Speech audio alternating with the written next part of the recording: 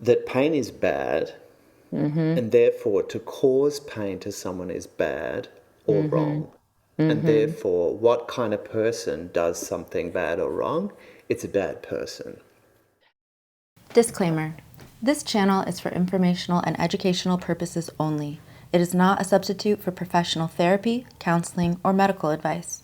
The content shared here does not constitute or replace therapeutic services. Please consult a licensed mental health professional for personal support. Hi, I'm Katie. And I'm Diane. Almost 20 years ago, we met in rehab. And we've been besties ever since. We've both worked hard at healing our addictions and gone on to build meaningful lives. I'm a licensed therapist and yoga instructor. And I'm an embodiment coach and tantra healer.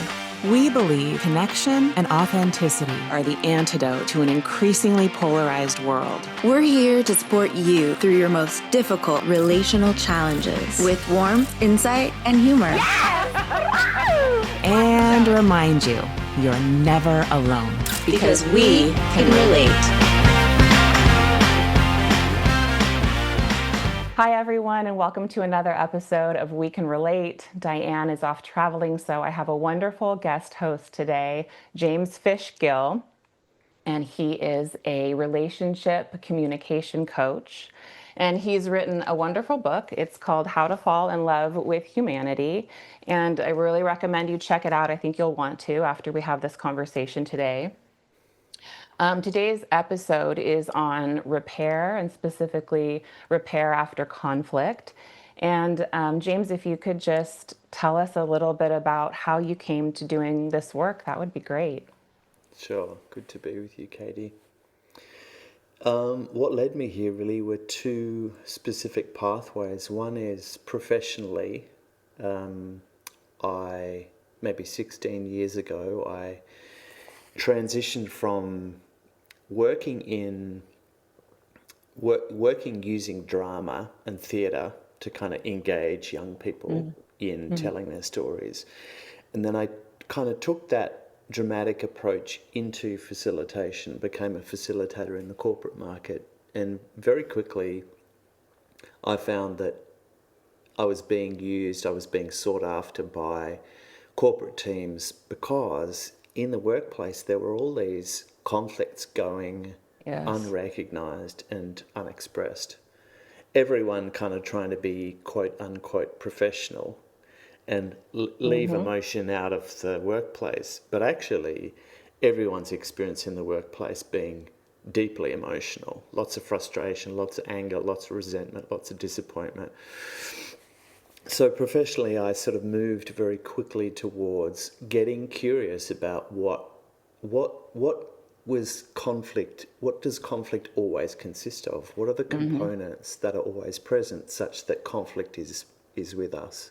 And then what was required for a group of human beings to start to resolve that conflict? So that was the professional path, and it's led me towards now working with individuals and couples, because I realised that no one really cares about conflict in the workplace, because you can just leave it at work, bitch about your colleague or your boss, come home, go back to work, get paid, carry the resentment.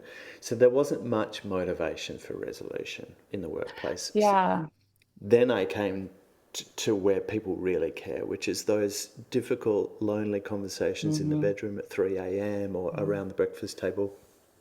So that was the professional pathway. And then personally, I've lived a life where I've loved and been loved very deeply, and I've also experienced consistent relationship ruptures of all different kinds. And I guess the work that I teach in the world now, is how I've come to make sense of the pain that I and those I care about have experienced in relationship. Yeah, well, I love that. It's the work thing was such a it's such a shame that people don't want to do that work in the workplace yet, speaking generally, right? Because it's so needed. And I can't tell you how many clients I've had who've sat with me and they talk about, well, I I can't show emotion at work. I've got to be X and Y and Z. And it's too bad, because if people could realize that emotions are signposts, right, that lead the way, that tell us so much, I think we'd be so much further along. But you're sort of starting in the, not starting, but focusing in the relationship context. And I want to use this as just a quick moment, if you don't mind. Like, I want to share with our listeners how authentic you are, because you and I have already worked through a little conflict, and we barely know each other. But I just thought if we could bring in that story, it might be helpful, because I think you're really somebody who walks his talk, and I really appreciated that.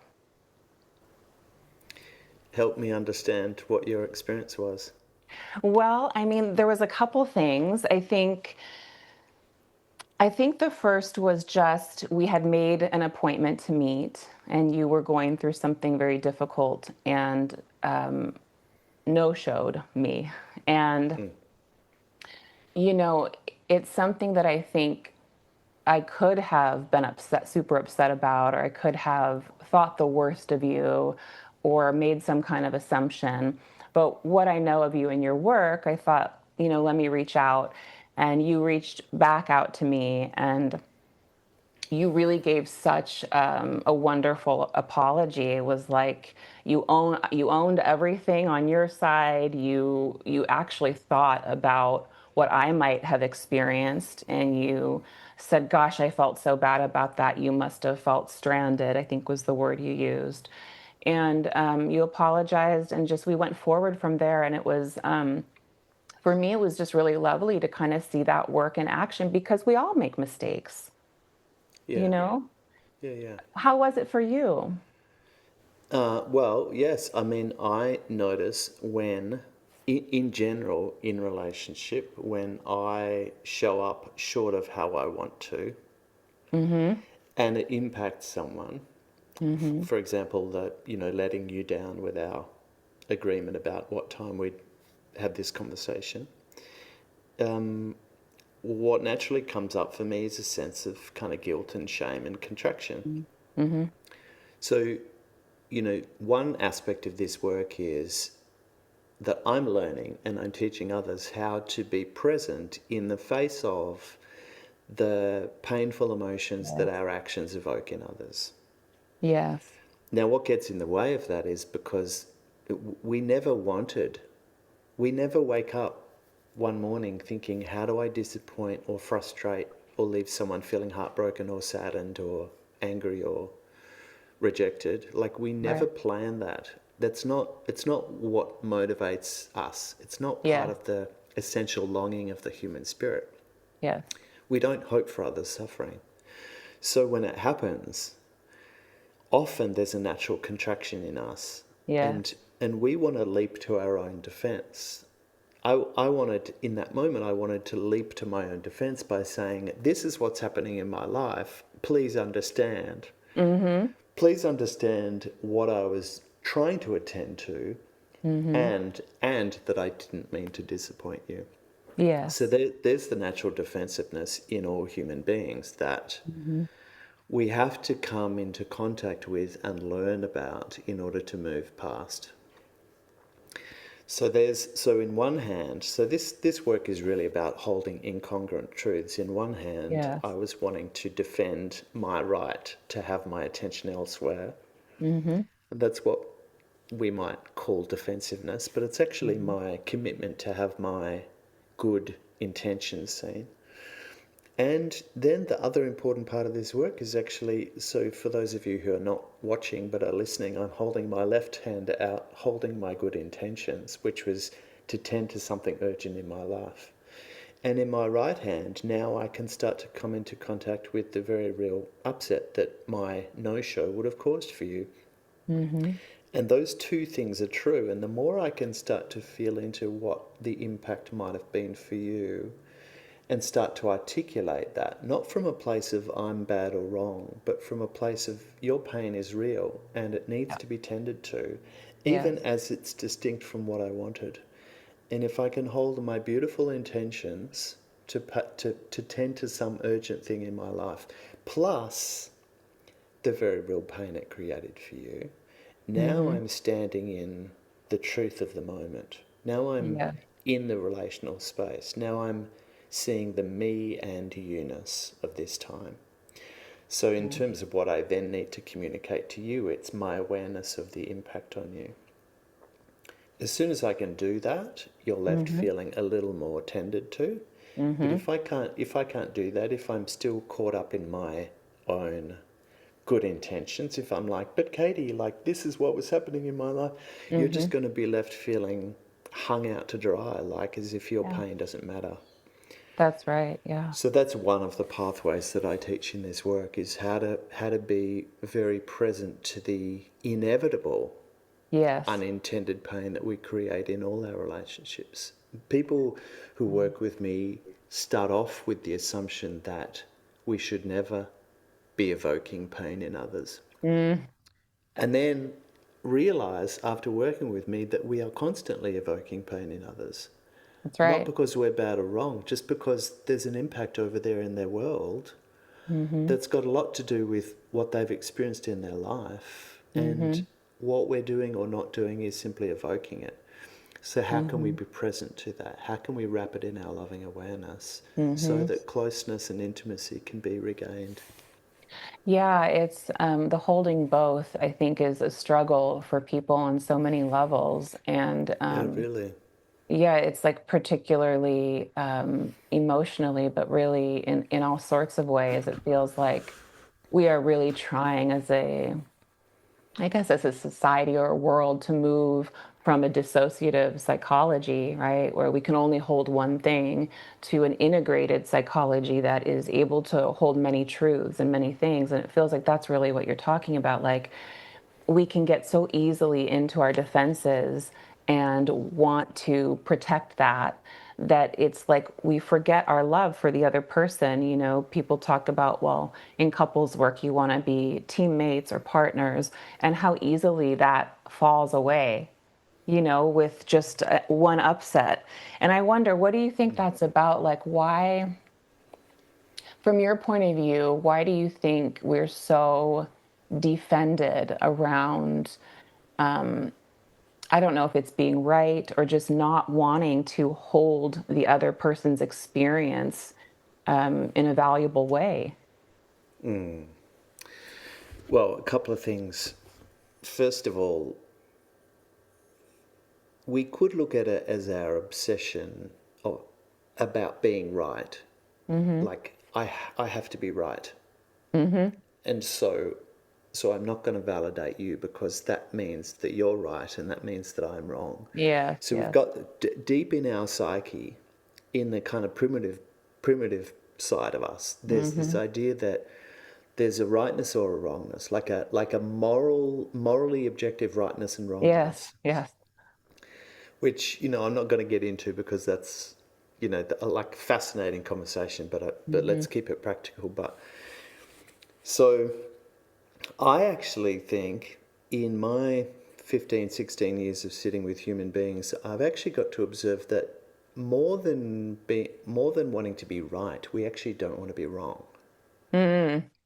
Because when you consider our evolutionary history, most of our evolutionary history has been spent in communities of people outside of which were large predators. So to be wrong, to be cast out, was to be kind of thrown to the wolves, literally. So we never want to be persecuted or cast out because it quite literally in our nervous system represents like death. So we're all fighting to not be wrong. But maybe a little more poignant is that we've got this mechanism in our mind that immediately tells the story of victim and villain. Yes. So if I come back to, me letting you down by not showing up for our appointment the first time, there's a little switch inside my brain and maybe inside your brain that we're learning to overcome, but it's still there, that says when we do something that causes pain for someone, that makes us the pain causer. That pain is bad, and therefore to cause pain to someone is bad or wrong. And therefore, what kind of person does something bad or wrong? It's a bad person. Yeah. Yeah. I loved your quote in the book where you said, pain isn't bad or wrong, pain is true. And it's like, yeah, pain is just, that's so well said. It's just true. But our psyche immediately latches on to who's wrong, who's bad here, Yeah. who's the villain. Yeah. So any time that I have hurt or upset or disappointed or left rejected someone I care about, my mind is already going, oh God, Yeah. I'm a bad person. And their mind is already going, oh God, he's a bad person. Like Yes. that's happening in the background for both of us. So this work is about recognizing that that victim villain story is always wanting to come alive. I'll give you a good example. I posted just the other day on social media, and the topic was I wanted to support people who have experienced being cut out of other people's lives and how painful that is. But also I wanted to support them by helping them understand what might be motivating the other person that's Yeah. actually not malice. Yes. It's wanting to move away from difficult emotions that being up close to us evoked in them. It's wanting their pain tasted by us so they could feel more attuned to. And I was saying, it's not your worth that's in question. It's their capacity to be in repair with you. Yes. And they have every right not to be. We're not Yes. blaming them. We're just saying it's a capacity thing. It's not personal. If they could, if they had the capacity to repair and they wanted to, it would be happening. Yeah. Yeah, it's so true. So that was the post I put out, and immediately, I mean, there were a group of people who really appreciated it because some of us have been cast out forever from people's lives that we cared about, and some people felt soothed or recognised, and also kind of supported to just move beyond, yeah, they're assholes, right? Yes, that. I wish we could move beyond that. Yeah, but But yeah. there were two other different responses that I hadn't expected. One set of people said, "Well, clearly, people who cast you out are villains, so don't be compassionate towards them." Look, That was the that doesn't make sense to me, but okay. I mean, it does on one level. there's a very strong out there in the world of humanness. There's a very strong thing to say that if someone has done you wrong, they are not worthy of compassion. That is right. Very strong, Yes, I mean, increasingly strong. yeah, look at the cancel culture. I mean, Yeah, exactly. Which, on a side note, it's good for us to actually take some time to recognize that no one has ever healed by being cast out of someone's compassion. that's right.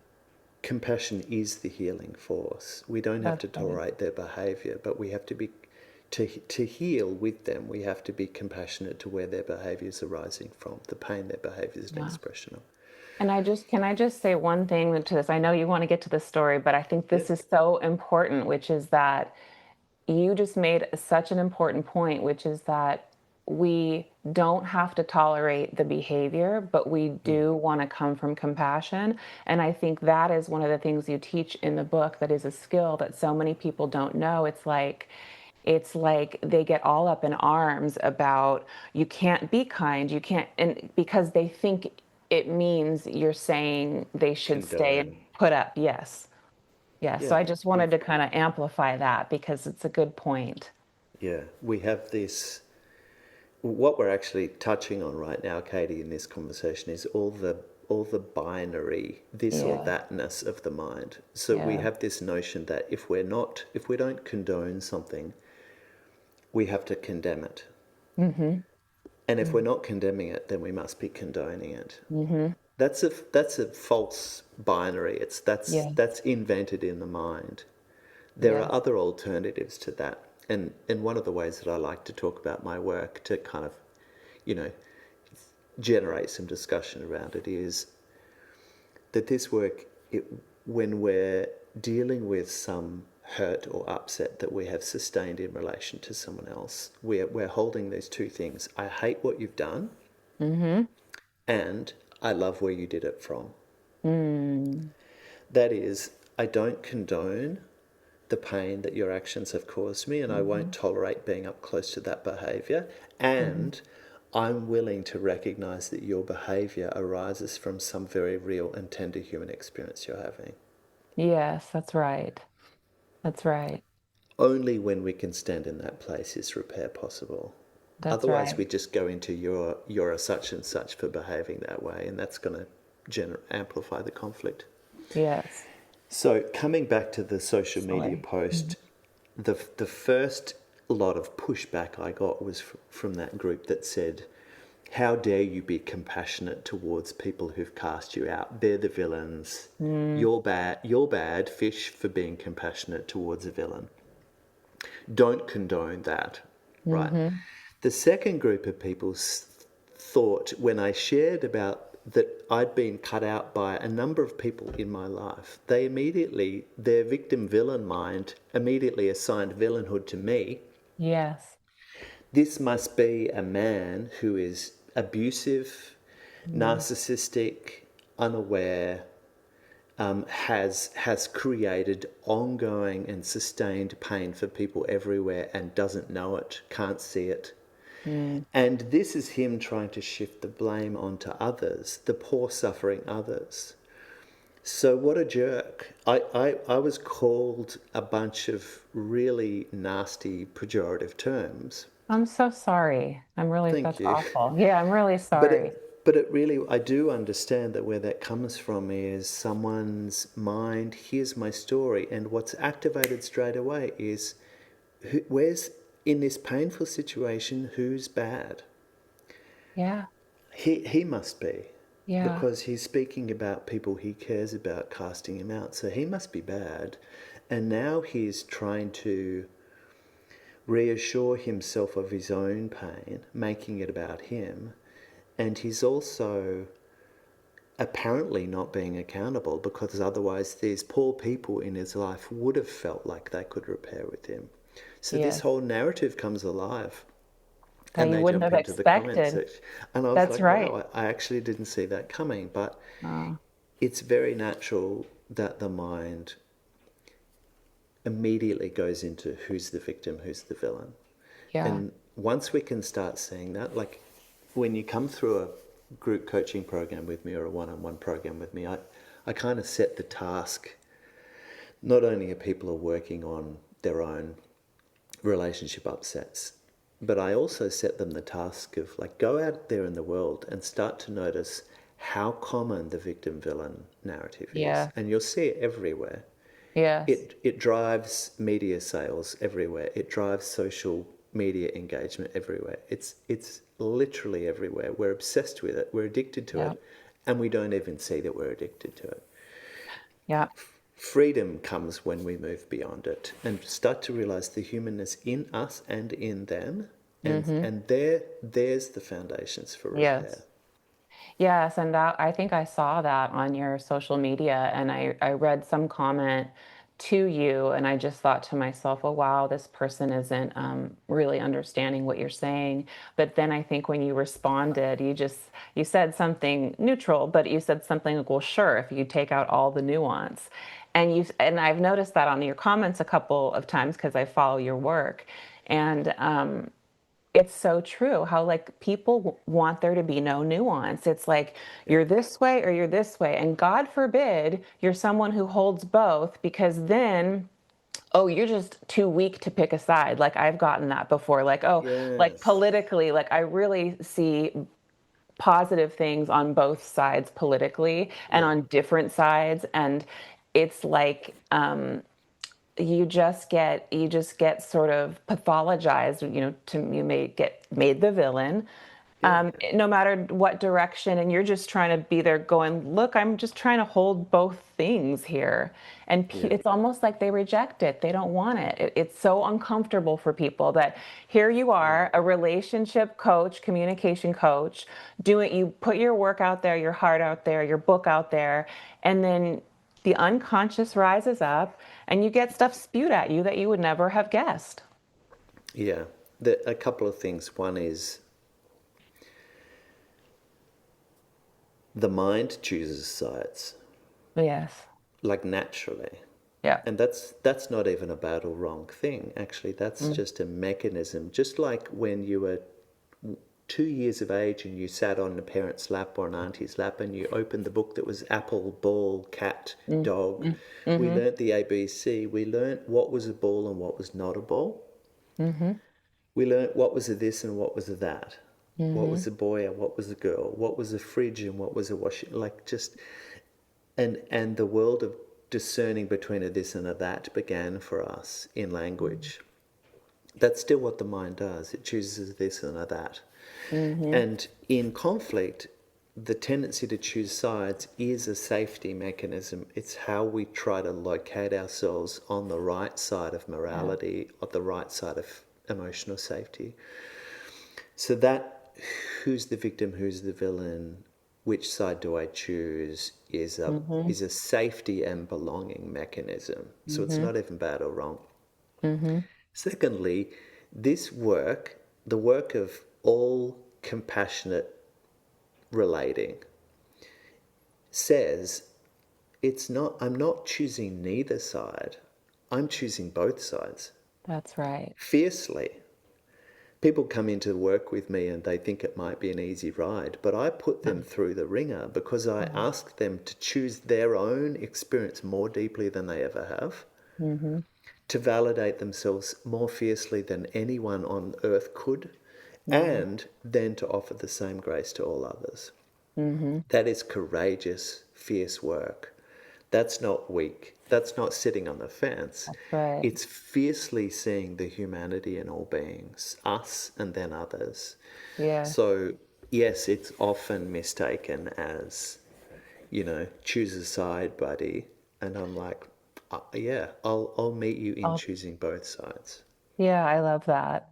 It's leading me to a question I had for you on assuming, which was you were mentioning in the book that we like to think that we know someone else's experience or what they've gone through, but that we really don't. And in my mind, when somebody assumes, it's really a defense against relationship to that person, right? So, if people can't imagine, I guess my question to you is if people can't imagine something different to be true, except the story in their head, right? If they're not able to see a different way, what approach, because what approach would you take, I guess? Because it's like if someone you're in conflict with is unable to even imagine a different point of view, then what? Well, to start with, we've only got access to our experience, Katie, ever. Our experience happens through our sensory organs and through our perception in the mind. So anything that's happening to me in any conflict with other people, I've only got access to this experience over here. I don't have access to what's happening over there in them. So then it occurs to me as if my experience is the whole objective truth. Particularly when I start making meaning about it. I decide that they must just be selfish because here I am feeling so left alone and forgotten about and disregarded. But that's all just my data. So where we have to start in this work is the simple realization and the profound realization that I've only got my experience to go on. Yeah. And in any moment, there's another experience over there in their world that's just as valid. It's beyond my reach. Yes. So the work I teach is how to deeply recognize my own experience. And I don't mean the story I'm telling. I mean the experience I'm having that arises from the story I'm telling. The felt experience. Yeah, yeah, which is the painful emotions in me and the longing of my heart. Those two aspects particularly.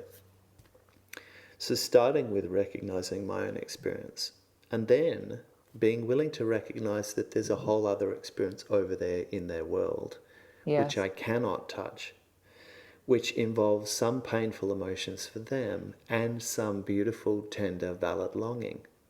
Even behind the shittiest things they've ever done, there's been some longing that's Yeah. driving that behavior.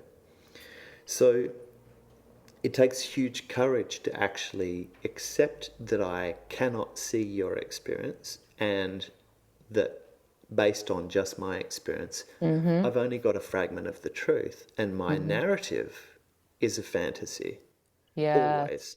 Yes. And are we willing to step forward and say, I'm going to open myself to this person's experience because I Yeah, know no person is an island, you know? And yeah, we have such a hard time opening to that. It's such a strange thing because it's like so yeah, obvious, you know? It's like here you yeah, are, here I am. Clearly we're going to have different experiences, and yet it's such a battle. Like when I was in Palm Desert with my boyfriend and he was sleeping in, and in the morning, it was like a little vacation. I know he likes to sleep in, okay, but I was like all up and excited, and there was like a little place outside where you could have coffee, and I was like, oh, I want to sit and have coffee because that's when I connect the most is in the morning, and we can sit and have our coffee.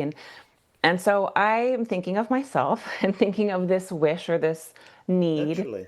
Right. And I run in there and I jump on the bed and I'm like, get up. And he's pissed. So I sneak out, my head's down. I'm like, oh my God.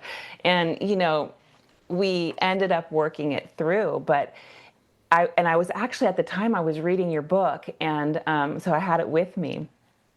And when he came out, I had that conversation with him. Like, first of all, I said, I'm so sorry. I know you like to sleep in. This was on me.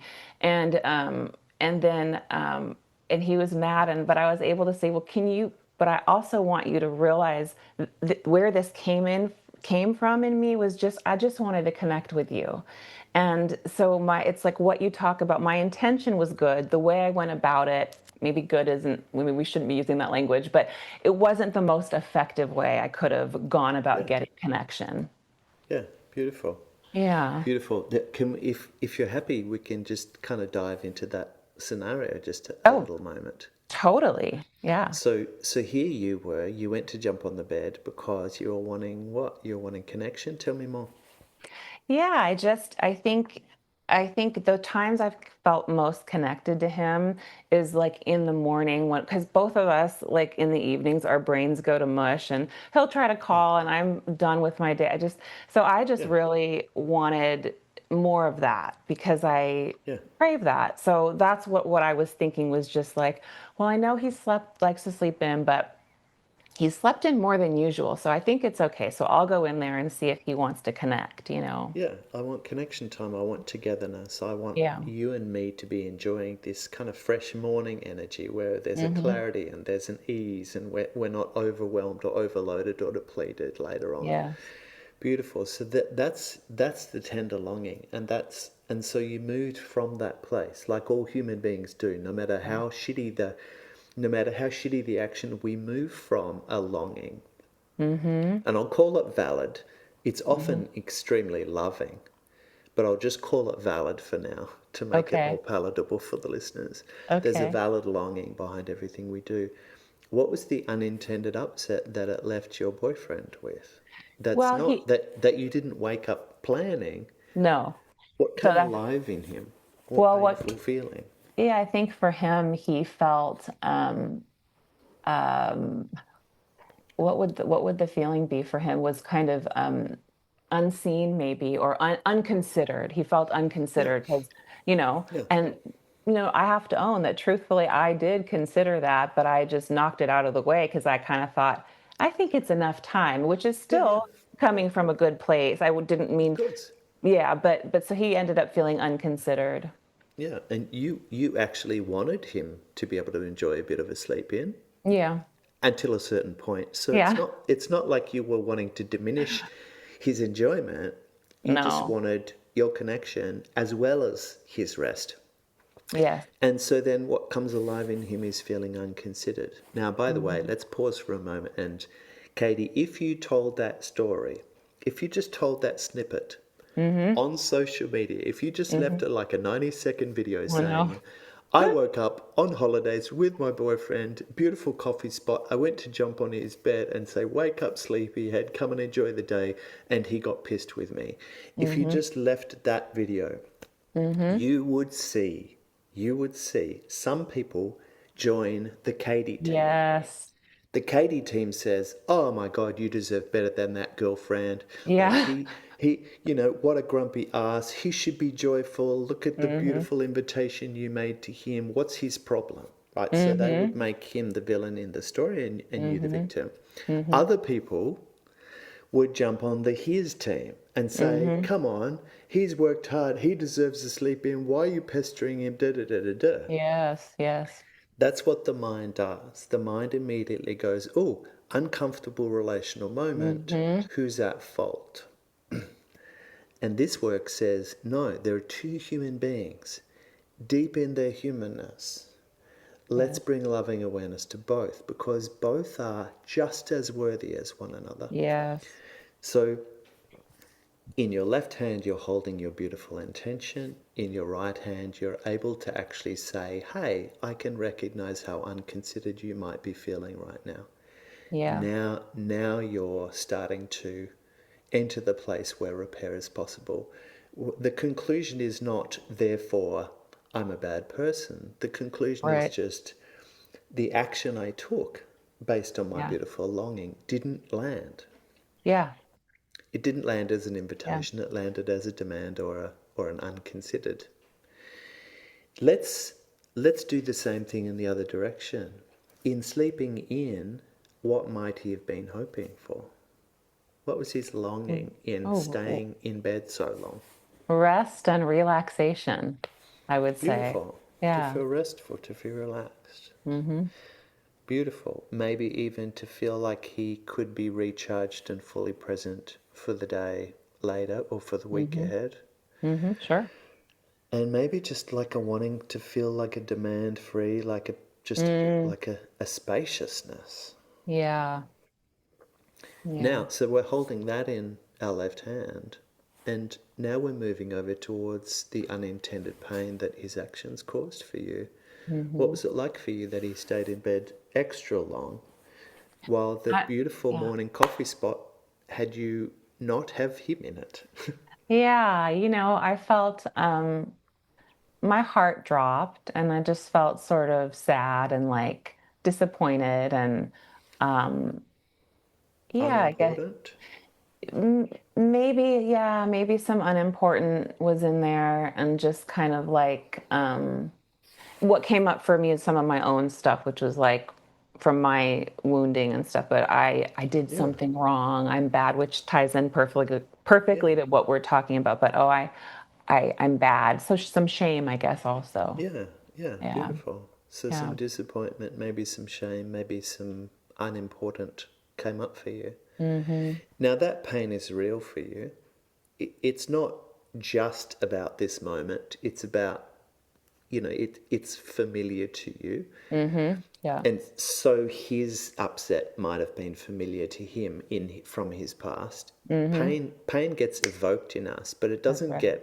it doesn't originate here. It doesn't originate in these moments. It's Yeah, pain from the past that comes alive.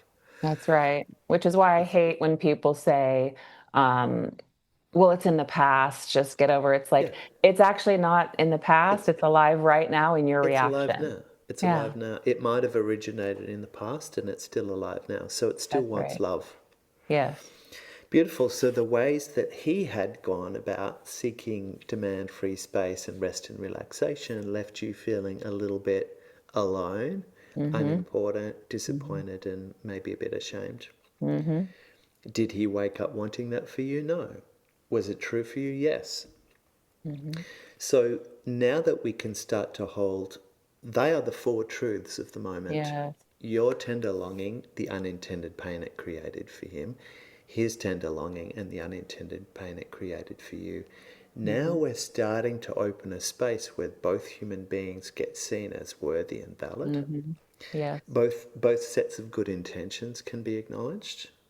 So we get to actually be seen for our essential goodness. I don't mean good in terms of being judged as good and bad. I just mean our essence, Yes. our humanity. Our humanity. So both longings get seen, both intentions, and both sets of upset can start to be brought in and cared for. I can see how disappointed you are, and I can see how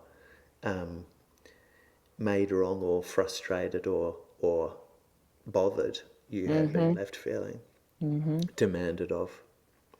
Now, the interesting thing is, Kate, if we rewind, before we bring our awareness to those four things, the mind has already determined, it's already filled in the gaps. So can I ask you a very challenging question? Sure. What had you already decided about his intention? His being what? Oh, when he got upset. Yeah, or just the fact that he was sleeping in so long. The mind tends to create a Oh, negative intention for them based on our pain. And it might sound like something Yeah. like, he's not aware, he's being selfish, he doesn't care, he's not considering me. Yeah, I think that didn't come up for me then. I think and it might be a little bit unique because I've done this work for a long time, so I've done this Of type of course. work for almost 20 years, Yeah. and I'm very into it. But I don't think I placed a story on him then, but I will tell you when it happens for me. Okay, so Yeah. once he gets up and then he's upset with me, that's for me. It's not that he's done anything wrong by sleeping in, but it's like when he gets up and he's still upset, it's like I get real activated around like, I've said I'm sorry. You better take my sorry and Yeah. and Yeah. sometimes it feels like he can be punitive or Yes. it's not that, it's that he's still struggling with his feelings. So I guess the judgment on him would be he's not forgiving me or he's You're being trying to mean or punish me. You're yeah, you're being trying to mean. Yeah, yeah. yeah, yeah. Great, there it is. You're trying to punish me is the ill intent that our mind creates for him. Yes. And then we start operating, we start relating from that assumed ill intent. Yeah. And we don't realize we're doing that. Our mind has done it in a split second. It's Yes. it's it's already filled in the blanks. Your intention is negative. And what Yeah. happens when we start to relate to a human being from the place of your intention is negative? They Defensiveness. immediately have to get defensive because they're trying to defend that they're not a malicious, they're not motivated by malice. Yes. Beautiful. Now our mind fills in that blank, and our mind also, so we get certain about their ill intent instead of being curious about their valid intention. And we also naturally dismiss their pain. And that for you, that might have sounded like internally in your mind, it might have sounded like, I don't know why he's so upset. Like, why on Why is earth he is he so upset punishing about me? this? Yeah, yeah. Because here I am Especially just because wanting a beautiful coffee yeah, moment with him. yeah. He shouldn't be upset. And I've apologized. That's one of Yeah, mine. That is one I know about myself. When I yeah, genuinely apologize and I do yeah, see the other person's point of view and I try to say like yeah. I'm genuinely so sorry. So now It you was really on shouldn't be me. so upset. Yes, Yeah, that's yeah, the for me beautiful. I go there. Beautiful. So Yeah. what we're pointing to is that the mind, and I mean all minds, I don't mean bad or wrong people, I mean all human minds Yeah. in conflict, we decide two things about them. They have some sort of ill intent and they shouldn't have the pain they're in. That's right. So they're the two secret ways that we dismiss them. By the way, Katie, they're doing it to us as well. Mm-hmm. Secretly in the back of their mind. Mm-hmm. He's assuming you had ill intent for coming to jump on him. Something like, she doesn't care about my rest, or she just wants to something. Mm-hmm. And also, she shouldn't feel so upset about me not joining her for a coffee. Mm-hmm. She Mm-hmm. shouldn't feel upset about me sleeping in because I'm not Mm-hmm. doing anything wrong. That's right. So this is the way that in conflict, both human beings are dismissing each other. Mm-hmm. And this work is, no, let's bring that all in. Let's Mm-hmm. bring it all in. Mm-hmm. Let's recognize that both human beings, what's my tender longing? Mm-hmm. What what's some of the painful emotions that may very well have been evoked for them? Mm-hmm. What might their tender heart have actually been longing for? Mm-hmm. And what are some of the painful emotions that were naturally evoked in me? Once we can bring all that in, the space changes. It's kind of Yeah. like it's like gravity changes. Yeah. Yeah, well, it's a different because the awareness has been expanded, and Yeah. it's fascinating to me that so many people, Jung has a quote, which is one of my favorites, and it says, "Man will do anything, no matter how absurd, to avoid facing his own soul." And I love that, and that applies to, I think, everybody in a lot of ways. But it's such a shame because when you've done this work, it's like you do realize I'll speak for myself. The gold I've gotten in my life from doing this, for me, it's been Jungian analysis and depth psychotherapy and that kind of thing. I mean, the way I've changed and the relationships have grown, it's more than I could have ever imagined or hoped for. And yet we all, myself to this day, even still have this resistance to doing the work. Like it'll be time for me to go do a dialogue with a part of myself that I'm being upset with or resistant with. And I'm just like, oh, I don't want to do it. Like more work. I work so hard. It's all this stuff. And it's like, we forget that what we get from it, or I can forget what we get from it. I guess one of the things I would want our listeners to know is just if you're feeling avoidant, you're feeling like it's too much work, isn't it just as much work to stay in these relationships where you're fighting all the time, where it's Yeah. icky, you feel Yeah. bad? Like, why not make the decision to say, I'm going to go sign up with James in a coaching program. I'm going to reach out and get into Jungian analysis, whatever. I'm going to do this work so that I can change that. So I wonder what are your thoughts on this level of resistance people have? First of all, I think it comes back to the notion of being wrong. Like we think we can find ourselves thinking that to dive into a journey of becoming more aware or more skillful in the things that we can't see about our relating, Mm-hmm. that somehow that means that we're the problem. Yes.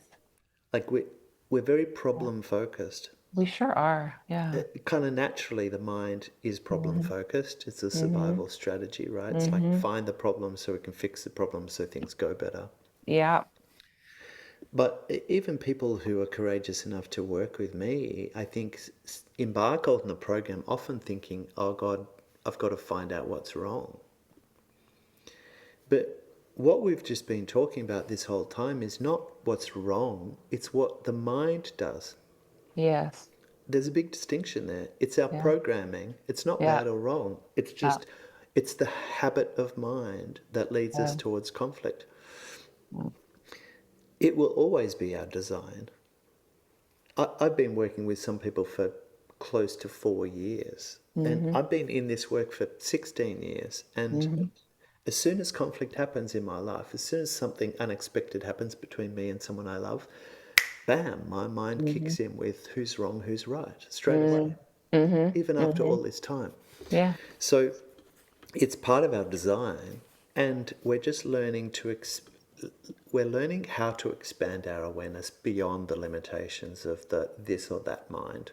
Yes. So I think some of the great resistance is around feeling like to do this work means admitting that we're wrong or bad Mm-hmm. somehow, or Mm-hmm. that we're failing. Mm-hmm. in my culture, you know, I'm an Australian middle-aged man, and I live in a world surrounded by Australian middle-aged men. We don't stand around the barbecue at Christmas talking about the depths of our relational upsets. We skim across the surface talking about, you know, the new car or the kids' achievements, or like across the surface of like, we don't say, yeah, I'm being really challenged by the relational upset. You know, very, very few of us do. So it's sort of seen as a badness or a wrongness or a problem. Yeah, stigma in a way. Yeah. The other resistance, I think, to this work naturally, Katie, is that we, I'm going to say we, all of us, are sitting with extraordinary pain. Yeah. No matter who I've sat with in my 16 years of working intimately with individuals and couples in the most painful relational moments, some to do with their partners, some to do with their parenting of their kids, some to do with their siblings or their estranged parents, like really tender moments. Across the board, every human being I've ever spoken to, if you create enough space, what you encounter is extraordinary suffering. Confusion, hurt, sorrow, loneliness, fear, doubt, rejection. And sometimes this work occurs as if we have to be wrong about our pain. To be compassionate towards those in our life, it comes back to this point that you were making earlier. It's like, if I'm going to be compassionate to all these people, but I've experienced all this relational hurt with them, it feels a bit like I'm letting them off the hook. It feels a bit like I'm saying the problem is me and my feelings, not them and their behaviour. So one little thing I'd love to do is just bring it back to your holiday boyfriend story and say that once we have expanded our awareness into those four truths, our longing, our pain, their longing, their pain, and we've really found the truth, the real tender human truth of it, without judgment, just seeing the incongruent parts, all of them. And maybe we've been able to explore even more deeply together. What else were you hoping for? What else were you suffering with? What we come to is, okay, so next time, because we need to have conversations about behaviour change in relationship. Yeah. A lot. Because our habitual behaviours will cause upset. And if we want a trusting, enduring relationship, we both want to be demonstrating that we're willing to shift the way that we do things in order to land it better. So if we come back to your scenario, the conversation could then naturally turn to you saying to him, okay, well, let's work over the next little while on ways that I could express my longing for connection without leaving you feeling so kind of annoyed or demanded of. And would you be willing to work with me over time to find ways that you can find rest and relaxation that don't have such an impact on me of leaving me feeling kind of disappointed and alone in these precious moments? So then we become allies in landing our love. Because his sleeping in was him loving him. Yeah. And it landed on you as unlove. And you wanting connection, waking him up, was you wanting connection for you and for him. And it landed on him as unlove. So there's nothing wrong with our intentions. We just need to find more skillful ways of executing them. Yeah, I mean that was something you had said in the book about the skillful versus the unskillful Yeah. analysis, and I really like the word skillful. And you had said you had talked about the three unskillful forms of this, which was assessment, accusation, and attack. And I was thinking of like, what would the opposite of that be? Like, what are three words that would be the opposite of that? And how do we get out of assessing, accusing, and attacking? I guess it's just, you're saying it's a practice. Yeah, there's two ways. So Okay. assessing, accusing, and attacking are all forms of analysis. They're all forms of, because I had this experience, this is what it means about you, this is what it means about what has to happen, this is the problem, this is whose fault it is. All of that is very natural in the mind, and none of it is helpful. The conversation about whose fault is this is the most unhelpful thing we could ever start to communicate about, Yeah. because it immediately creates greater opposition. Yes. Because then the conversation just becomes whose fault it is and whose fault it isn't. And Yeah. that's not even, that doesn't even touch the experiences that we're trying to have recognized. Yeah. Whose fault it is doesn't get us anywhere. No. What experiences are alive in us, Yeah. that gets us somewhere. Yeah. So we need to do two things. First of all, we need to learn to speak our experience, which is not, why the hell are you still in bed? It's, I'm longing for connection. Yeah. That's speaking my inner experience. And for him, it's not, why couldn't you let me, why did you have to come and wake me up, Katie? It's, gosh, I wanted to feel like a spaciousness and a freedom to just be in relaxation. Yeah. Yeah. So speaking experience doesn't come naturally to us. We naturally No. speak our analysis because our communication is mind driven, and the mind Yes. is already working out what the situation means about us or about them. Learning to speak our experience. What pain is alive in me right now? What is my tender heart longing for? The second thing, and that's critical, if we can't do that, we're screwed. Like quite literally. If we cannot speak our experience, we'll be speaking analysis and just amplifying the conflict. Yes. The second thing we need to do is fight for our experience and their experience to have space to be And recognized. yeah, the Both. and yeah. Both have to be recognized in order for repair to ever happen. We can't lead a repair with only one person getting validated. No, and how beautiful to like what you had said earlier about fiercely kind of stepping forward to hold both and to honor both. Like what a goal for humanity, right?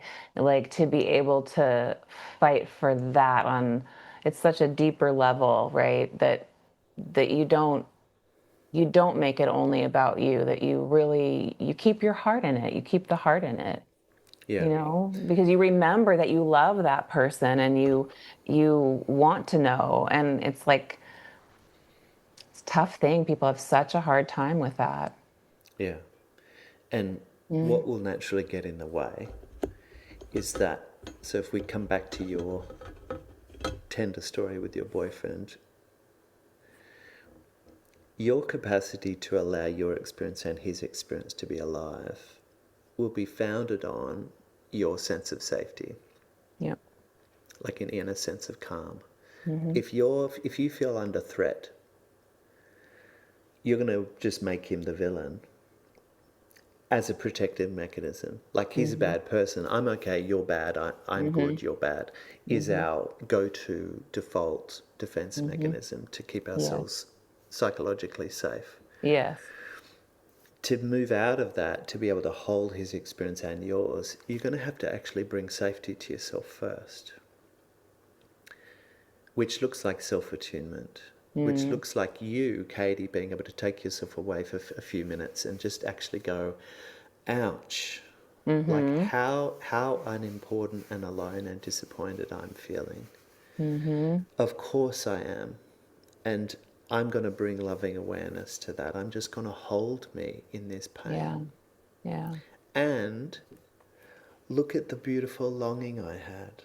Look at how I was just wanting closeness and a sense of vitality for our morning, and to feel alive with him, and to feel like the magic of our togetherness, even in the silence over a coffee. Like, look at what I was longing for. How beautiful that is.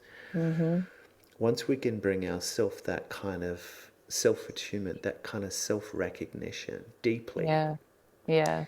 then we don't need the need to make someone wrong starts to soften. Yes. And I actually really love what you're saying, because the self-attunement, I always go to when we're triggered or when we're upset, we have to learn to self-regulate. But what I love about what you're saying is, if you can come into such a deep relationship with yourself where you're really self-validating and honoring and being with, I think that self-regulation will then happen organically, right? You don't necessarily need to focus so much on, oh, I gotta calm my breath. Maybe it's not a bad thing, but Yeah, that if you're really with yourself and holding yourself, that might just happen. really. I think, using the breath as a regulation tool is fantastically Yeah. effective. Like, we can change our nervous states by doing the thing. Doing Yes. the yogic action changes the state. That puts us more in touch with reality instead of our story about what's happening. And being able to ask yourself those two questions is also a very powerful practice. What was my tender heart longing for? And I use that word tender because it immediately brings like a lovingness to ourselves. Yeah. What was my tender heart really longing for? What was I hoping to feel is another way to ask that question. And then, what painful emotions are alive in me? And I'll often say to my clients when I'm teaching self-attunement, I'll say, what are the things that you want other people to recognize desperately right now? And they'll say, well, I want him to see how disappointed I am. And I'll go, okay, great. That's what you're going to bring to yourself. I want you to learn to see how disappointed you are. Yes. Like, really, in the most beautiful, loving, benevolent, like the grandmother who used to wrap you in her warm arms when you were 11 and you fell over, and she said, come here, yes, ouch. Bring that much loving awareness to your pain, and bring that much loving awareness to your tender longing. And I promise you, over time, and if you practice that over years, you'll be like, holy crap. I'm the only person that can relate to myself this way. Your boyfriend can't attune to you as much as you can attune to you, Yeah. no matter how devoted he is. Yeah. So self-attunement has to be the heart of this practice. And I say that, but I'm still learning that. Like, I get caught in trying to repair with people I care about without even touching what I'm experiencing. And so I get a bit desperate to be seen because I haven't seen myself yet. Yeah. I mean, I think that's very vulnerable, and it's very true, because we're all still learning all of the things. It's like you can do this work for however many years, and I always say it's some of the most humbling work you ever do, because I had gone into a session the other day and with our couples therapist, and I was like, thinking to myself, "Oh, I can't wait for him to get schooled today." And like we go, he's really going to learn something. And we go in, and I got hit in the face with my own unconsciousness, and it was like, "Okay, Katie, like this is eat some humble pie, and let's change and move on." And but it's just so valuable to be able to do, and I really hope people can find this spaciousness you're talking about, particularly with themselves. And I think, asking those questions is a really good way to start. Yeah, and Yeah. that self-attunement practice is available to us even if we can't repair. Yes. Even if the person that we have been hurt by or have hurt is not within reach, if we've got no for example, those people I can't repair with because they have closed the door, I can still leave myself feeling incredibly loved about my beautiful intentions, even if they see my actions as malicious. I'm going to hold myself in a loving place. Yes. And I'm going to validate the pain that happened in those relationships, even if they are not currently willing or able to. So it's a very powerful thing. Repair can happen inwardly, even if it can't happen relationally. Yes. Yeah, and that's such an important point that so much of this work is being able to be in deeper relationship to ourselves, our wounds.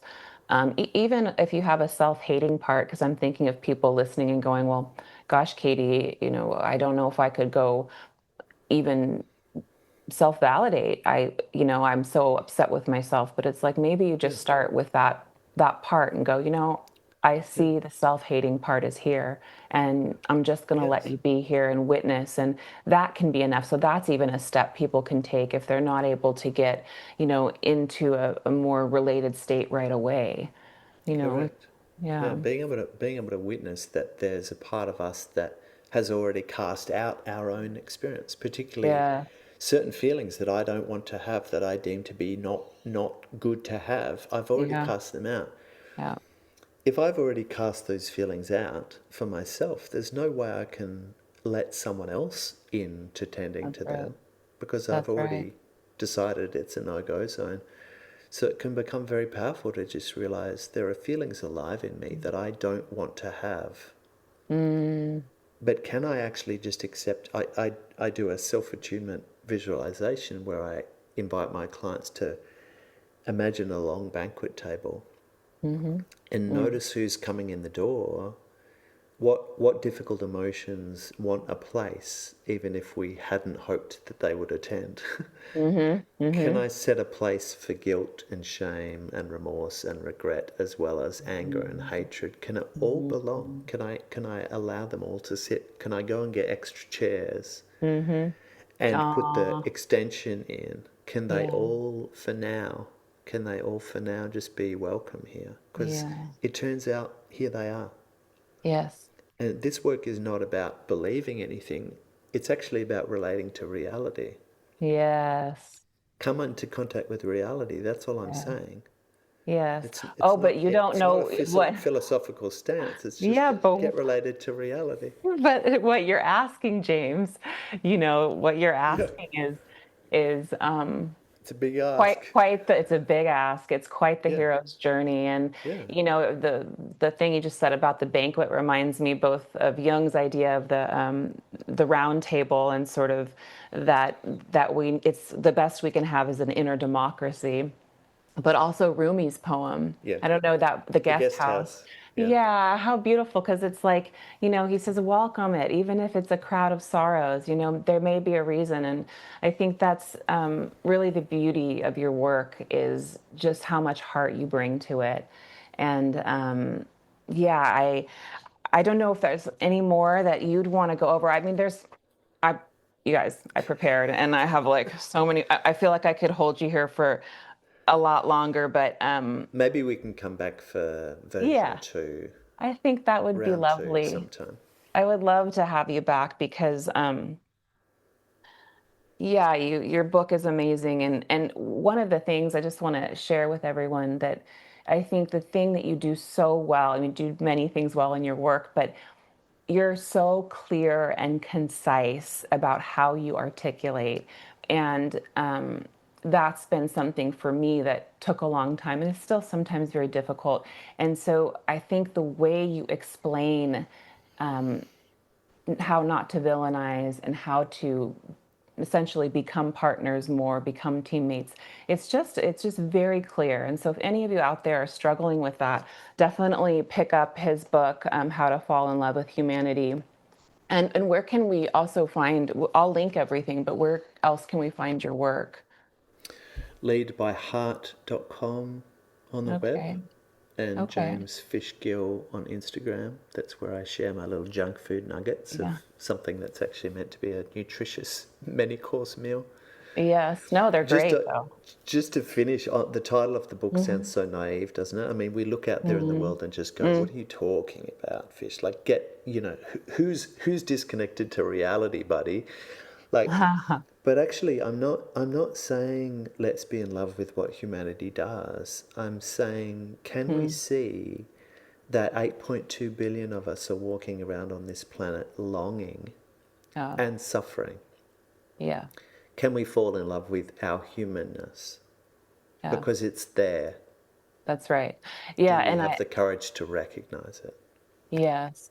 And thank you for clarifying that, because I think people who maybe don't know your work might get that impression, but the truth is you're very balanced, and you definitely bring in what I would call the shadow, right? And that's part of humanity. And shadow doesn't mean bad. It just means the things we're not conscious of, that let's bring that consciousness to it. And so yeah, so thank you for that. And Thanks, thanks for Katie. being here. I really appreciate you. I found your work, I don't know how long ago, but I was like, oh my God, people need to hear this. It needs to be out there. So this has been wonderful for me to be able to connect with you and just have you on the podcast and share more of your wonderful work. So Thanks, Katie. And thank you so a, much.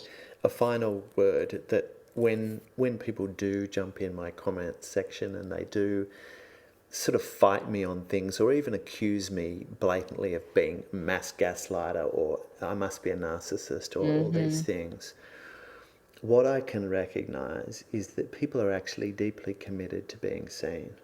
And a lot of people's contributions to my work, no matter how violently they are expressed, are actually a commitment to my work having integrity, Yes. to not stepping over anything, to not leave any part of humanity feeling made wrong or unseen.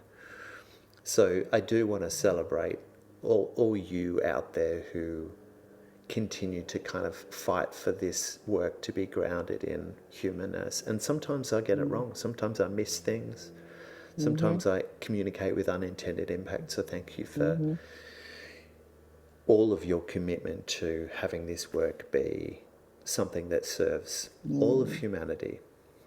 Oh, I love that. And it shows just the your authenticness, and you can just tell how much work you've done. So, um, yeah, so we really appreciate you. Thanks, Katie. Yeah, And there's thank a you. lot of pain in the people in my life. There's Yeah. a lot of people in my life might listen to this and get Mm, in contact with how much pain they have had in relation to me. So mm, I don't propose to have it all sorted, but I'm on the journey with you. yeah, me either. I mean, I'm on the journey there too, and I think that's part of what's beautiful. Is like one of the things we say in our show is one of the pieces of our I guess it's a mission statement, if you will, but it's sort of like, can we meet in our shared imperfections? Yeah, And I think that's what you're talking about. Look, I'm not saying I'm better than, I'm not saying I know everything, but I'm on the journey, and you do have some skills. So, yeah. getting there. Yeah. Thanks so much, Katie. Thank you so much. Take good care. Speak soon. Okay. Bye. Ciao.